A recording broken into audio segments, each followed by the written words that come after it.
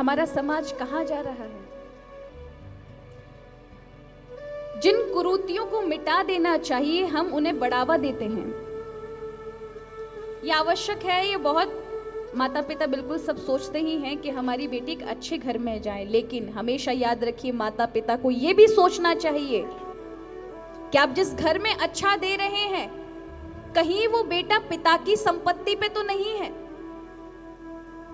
आप कहीं गलती तो नहीं कर रहे कि आप अपनी बेटी को उसके वैभव को देख करके कि ससुराल का अच्छा वैभव है, लेकिन वो लड़का लायक तो है, लड़की के अंदर बुद्धि तो है। कदनचित कभी ऐसा दुर्भाग्य ना हुआ कि वो सब छिन जाए तो आपकी बेटी को असहनीय कष्ट तो नहीं होगा। वो बेटा उस लायक तो है कि आपकी बेटी को संरक्षण दे सकता है, अच्छे से उसका जीवन यापन करवा सकता है या कर सकता है। लेकिन हम तो देकर आते ना बड़े पैसे वाले हैं भैया, उसके पिता ये हैं, बेटा क्या ये तो देखो।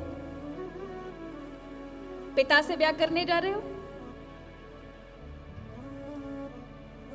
हमें देखना चाहिए कि वर क्या है, वर कैसा है।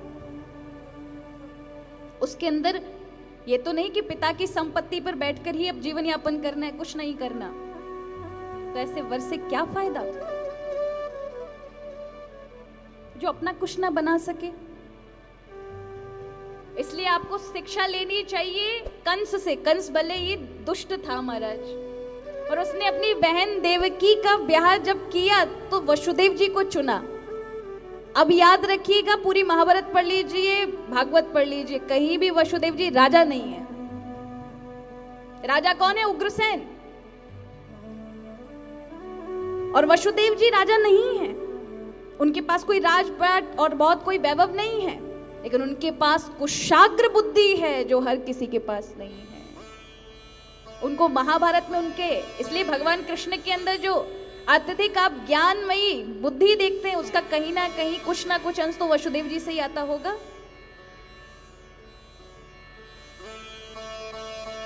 महाभारत में वे जब निर्णय देते हैं सभा में तो उनके निर्णय साधारण नहीं होते। आगे आने वाली कथा में परसों हम श्रवण करेंगे वसुदेव जी के बारे में। तो हम समाज को किस दिशा की ओर लेकर जा रहे हैं?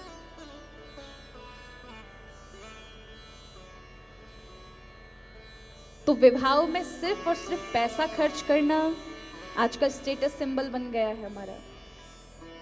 उसने अपनी बेटी की शादी में इतना किया, इतना खर्च किया। करें, अच्छी बात है, खर्च करें, आपकी स्व इच्छा है, लेकिन दहेज जैसे कलंक को हमें मिटाना चाहिए।